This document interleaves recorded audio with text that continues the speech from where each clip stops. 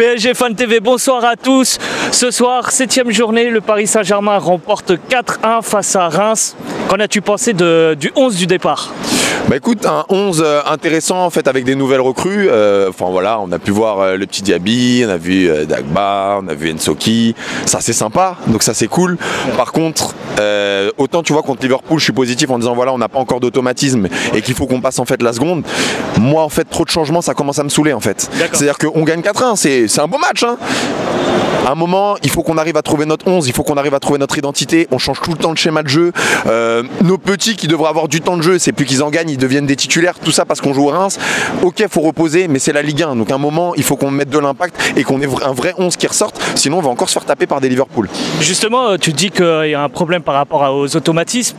Tu voudrais que par exemple nos 11 de départ soient tout le temps là en gros? Alors, pas forcément tout le temps là, parce que tu as le droit de faire des changements. Par contre, je demande en fait à n'importe quel Parisien aujourd'hui de me sortir quel est le 11, notamment au milieu de terrain. Tout le monde aura son avis, mais personne ne peut dire en fait ce que pense Thomas Tuchel. Même le gardien, on ne sait pas trop. Et c'est trop grave. C'est trop grave. Liverpool, tu peux leur sortir le 11, il n'y a personne qui va bégayer. Chez nous, tu peux pas. Pourtant, oui, on a gagné 4-1. S'il veut en fait qu'on progresse avec la Ligue 1, ah ouais, tu peux faire ton turnover avec Diaby et tout, ça suffira. Mais c'est quand on va jouer des gros, on va encore se péter les dents et on va pleurer. Mais justement, tu dis qu'il faudrait garder les 11 du départ, voilà, les titulaires. Mais je me rappelle de l'année dernière, on disait qu'on ne donnait pas la chance aux nouveaux. Là, Tuchel estime que devoir mettre la chance par rapport aux jeunes. Là, ce soir, est-ce que tu penses que réellement c'est un problème en soi?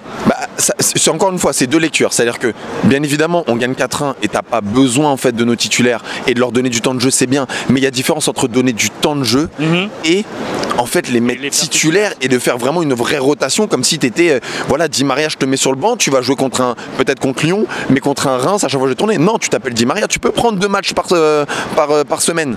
Donc c'est donner du temps de jeu, c'est faire rentrer à 70e, ça c'est du temps de jeu.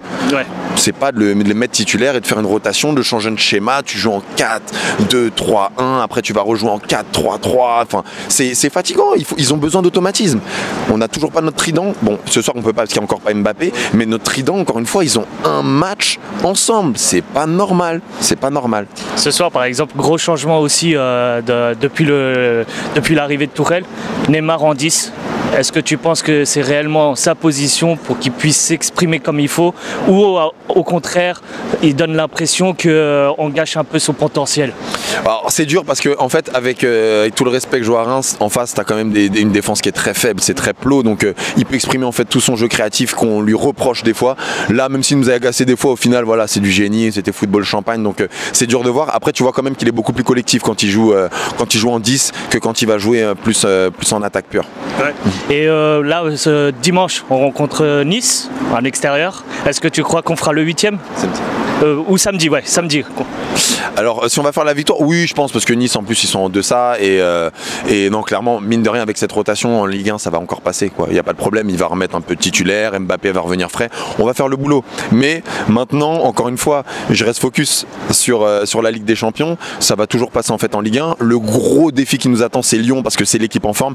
À part Lyon il n'y a aucune équipe qui nous arrive à la cheville aujourd'hui, il faut le dire. Est-ce que tu voudrais que justement contre Nice on met les 11 titulaires pour préparer le match contre Belgrade mercredi prochain? Ouais, bah tu sais quoi, le 11 titulaire, moi je le connais pas encore une fois, hein, mais j'aimerais qu'il les porte, hein, qu'il porte ses cojones et qu'il dise voilà, c'est ça mon 11 type, et que ce qu'il va faire contre Lyon, et ben c'est l'équipe que je veux voir en fait en Ligue des Champions, et pas qu'il me fasse encore un turnover à me rendre fou, parce que on va vraiment le payer. Les grosses équipes, que ça soit le Real, que ça soit Liverpool, etc. Qu'est-ce que c'est qu'ils ont un ADN, ils créent des automatismes, et c'est ce qui nous manque. Moi je lui pardonnais parce qu'en fait on a eu une préparation qui a été difficile, on a des blessés, etc.